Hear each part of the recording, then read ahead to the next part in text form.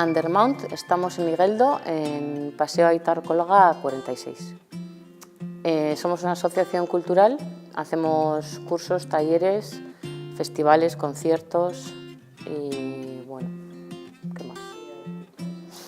Vida cultural, un poco de todo. Pues en Undermount hacemos talleres de un montón de disciplinas diferentes. Tenemos unos talleres residentes que son serigrafía, grabado y cerámica, una vez a la semana. Y luego, aparte de eso, pues hacemos, por ejemplo, construcción en mimbre, ahora hemos hecho arquitectura de papel,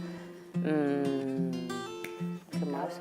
Hacemos mercados de diseño, conciertos, performance, bueno, un montón de cosas. Todo lo que tenga que ver con locuras que se te pueden ocurrir, tú nos lo propones y nosotros, si nos gusta y nos apetece, ¿no? Pues lo pensamos entre todos y nos ponemos a ello. Pues nuestro mayor logro ha sido mantenernos aquí durante 5 años, agarradas con pies y manos, en la autogestión, que es muy difícil. Pues de aquí a 5 años, con las mismas canas, con suelo radiante y las ventanas todas arregladas. En el caos no hay error.